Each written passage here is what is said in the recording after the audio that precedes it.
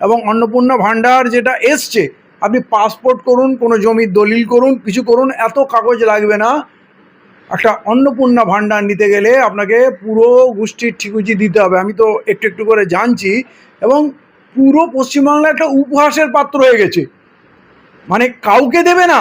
আমি এইটা নিশ্চিত করে বলতে পারি, এরা মধ্যপ্রদেশেও দেয়নি, বিহারেও দেয়নি, ঝাড়খণ্ডেও দেয়নি, যেখানে যত দিল্লিতেও দেয়নি। অতএব এখানে এরা দেবে না, সেই সত্যটাকে প্রতিশ্রুতি থেকে ঘুরে যাওয়ার জন্য সব বাহানা করছে যে এমন কাগজের বান্ডিল বোঝা চাপিয়ে দেবো, তখন লোক রেগে গিয়ে বলবে দূর নিকুচি করেছে, এরকম ফর্ম ফিল আপ করার দরকার নেই, এরকম অন্নপূর্ণা ভাণ্ডার টাকারও দরকার নেই। মানুষ পালিয়ে যাবে। বাড়িতে বাড়িতে না ঝগড়া লেগে যাচ্ছে। শ্বশুরকে দলিল চাইলে বলছে দলিল দেবো না, ভাসুরকে যদি বলে আপনার ব্যাঙ্ক অ্যাকাউন্ট নাম্বার ডিটেল দেন, সে বলে কেন দেবো, তুমি টাকা নেবে। অতএব এমন একটা ছক বিছিয়েছে যে ওই তথ্য জোগাড় করে দিতেও পারবে না, আর কোনোদিন অন্নপূর্ণা ভাণ্ডারও পাবে না। অতএব এখন শুধু দেখতে থাকুন। গ্যাসের কথা বলছেন তো, আর পেট্রোলের কথা বলুন, সব কেড়ে নেবে এরা। এরা নাদিসাত তৈমুরলাং থেকেও বিভৎস, এরা লুটেরা, এরা সব কেড়ে নিয়ে। এবং সত্যি কথা বলতে কি, আমরা যেটা এতদিন বুঝতাম বা হিন্দুরা বুঝতো এরা মুসলমানের শত্রু, এরা হিন্দুরও শত্রু। হিন্দুদের এত ক্ষতি কেউ করেনি। এখন যারা বিজেপিকে ভোট দিয়ে নেচে নেচে ভোট দিয়ে এনেছে, তারা হাড়ে হাড়ে টের পাচ্ছে। এবং সব থেকে বড়ো কথা, এরা বাঙালির শত্রু, বাংলাটাকে ধ্বংস করে দেবে, এই জন্য এরা এসছে। এরপরেও যদি বাঙালি বুঝতে না পারে, কপালে অনেক দুঃখ আছে।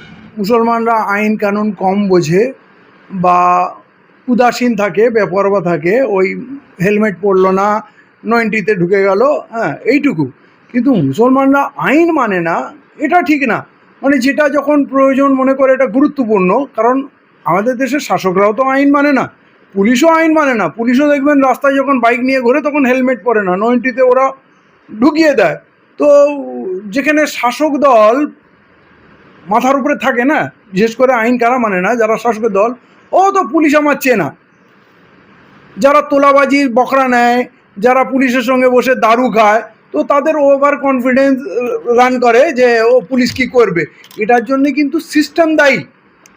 পুলিশ যদি একটা সময় দেখবেন, আমরা শুনেছি ব্রিটিশদের সময় পুলিশ হাতে একটা ডান্ডা থাকতো, হাফ প্যান্ট পরে ঘুরতো, তাকে এক একটা পুলিশকে থেকে হাবিলদার বলতো, পুরো এলাকা কাঁপতো। এখন পুলিশ এত দুর্নীতি পরায়ণ হয়েছে এবং রাজনৈতিক নেতাদের সঙ্গে তাদের যে ভরাপেটা, তখন রাজনৈতিক দলের কর্মীরা বেপরোয়া হয়ে যায়। কিন্তু মুসলিমরা ইন জেনারেল আইন মেনে চলে, আইনকে সম্মান করে, সংবিধানকে সম্মান করে। এইবারে কুরবানির আইনকে আপনারা দেখলেন তো, যখন সরকার স্ট্রিক্ট হলো, তখন ওলামা থেকে সাধারণ মানুষ সিদ্ধান্ত নিল আমরা গরু কুরবানি করব না। এবং গরু কুরবানি শুধু করেনি তা না, গরুকে নিয়ে তারা আন্দোলনে নেমেছে, দাবি তুলেছে তাকে রাষ্ট্রীয় মাতা হিসাবে ঘোষণা করতে হবে, এবং তার বিদেশে গোমাংস এক্সপোর্ট করাও বন্ধ করতে হবে। গোমাতা বললে তার পূর্ণ মর্যাদা দিতে হবে। তাহলে এখানে অনেক হিন্দুত্ববাদী সংগঠনকে পিছনে ফেলে দিয়েছে মুসলমানরা। অতএব এরা আইন মানে না, এটা কিন্তু ঠিক না। এখন ওর আচ্ছে দিন এসছে, ঠিক আছে, এই বুড়ো বয়সে নতুন বউ পাচ্ছে, নতুন বাইক পাচ্ছে, তারপরে ওনার হয় না, ওনার ভিডিও রিলিজ হয় পার্টি অফিসে উনি কী কার্যকলাপ করছে। তো উনি রঙিন মেজাজের লোক, গরুর দুধের বাটে উনি সোনা পান। অতএব উনি কিন্তু ওনার সমাজে জনপ্রিয় নেতা নয়, কিন্তু উনি সোশ্যাল মিডিয়া ভাইরাল ভাটবকে। এবং উনি যে প্রচণ্ড, উনি আরএসএসের লোক তো অ্যাকচুয়ালি, এবং মুসলিম বিদ্বেষী, যেটা রাজাবাজারের ঘটনা বললেন, মেরে আমি চামড়া গুটিয়ে হাতে ধরিয়ে দেবো।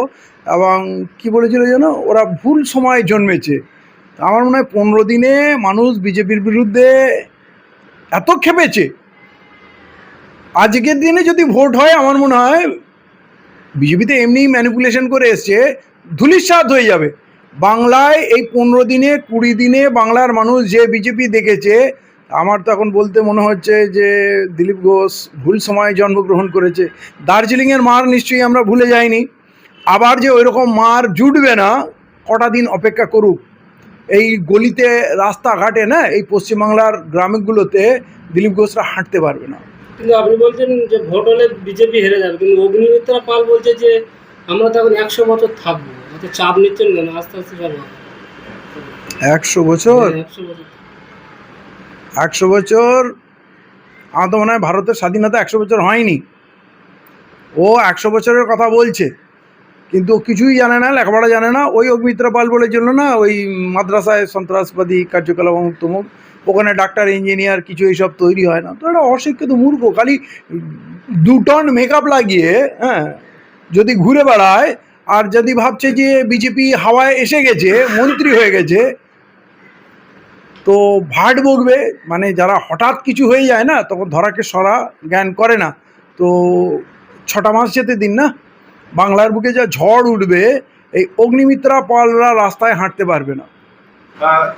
শুভেন্দু অধিকারী ক্ষমতায় আসার আগে বলেছিল যে বিজেপিকে ক্ষমতায় আনুন, সঙ্গে সঙ্গে পেট্রোল ডিজেলের দাম উড়িষ্যা, বিহার যে বিজেপি শাসিত রাজ্য আছে সেই রকমই হয়ে যাবে।